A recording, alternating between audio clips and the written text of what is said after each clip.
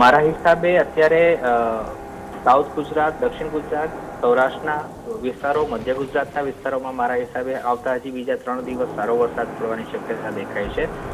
એના ઉપરાંત કચ્છના પણ ઘણા બધા ભાગોમાં મને વરસાદ દેખાય છે. ઉત્તર ગુજરાતમાં એટલો બધો હેવી વરસાદ મને કમ્પેરેટિવલી નથી લાગતો, પણ દક્ષિણ ગુજરાત, દક્ષિણ સૌરાષ્ટ્ર, મધ્ય ગુજરાત આ ત્રણમાં હજી પણ આવતા 2 દિવસ ઘણો સારો વરસાદ રહેશે અને ઘણા સારાનો મતલબ લગભગ 1 થી 3 ઇંચની વચ્ચે વરસાદ પડી શકે છે દિવસમાં. જી, કેટલીક જગ્યાએ 3 થી 3.5 ઇંચ વરસાદ નોંધાઈ ચૂક્યો છે. આગામી 6 કે 7 દિવસ વરસાદની આગાહી કરવામાં આવી છે, તો આગામી સમયમાં કેવો વરસાદ પડશે અને કેવી આગાહી? જેમ કીધું એમ આવતા 3 દિવસ વધારે પ્રમાણમાં વરસાદ દેખાઈ રહ્યો છે અને વધારે પ્રમાણનો મતલબ કે અત્યારની જે પેટર્ન છે એ પ્રમાણે 2 થી 3 કલાકના ગાળામાં વધારે વરસાદ પડે છે.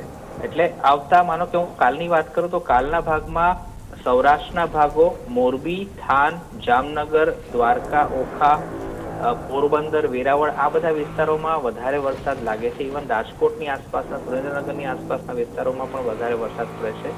વધારેની ડેફિનેશન હું તમને કહું તો અપ્રોક્સિમેટલી એક સમયે તમને કલાક 1.5 કલાકમાં 1 ઇંચ ઉપર વરસાદ પડે. એટલે જ્યારે પણ વરસાદ પડે ત્યારે થોડા સમયમાં વધારે વરસાદ પડવાને કારણે પાણી વધારે ભરાઈ જાય, ભરાવો વધારે થાય એવી શક્યતા છે. અને આવતા 5 દિવસની આપણે જેમ વાત કરીએ, હું 5 દિવસની વાત કરું તો ઓવરઓલ આખા ગુજરાતમાં વાદળછાયું વાતાવરણ 5 નહીં પણ આવતા લગભગ 7-8 દિવસ સુધી રહેશે.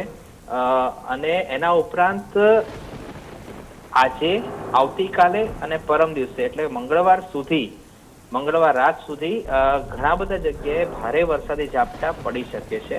અને એવી કોઈ શક્યતા અવગણી ના શકાય કે જેમ અમદાવાદમાં ઓછો વરસાદ પડતો તો હવે એ વસ્તુ આવતા 3 દિવસ માટે નહીં કહી શકાય. અમદાવાદ, મધ્ય ગુજરાતમાં વરસાદ સારો પડશે. જી કિંજલભાઈ, આપનો આભાર.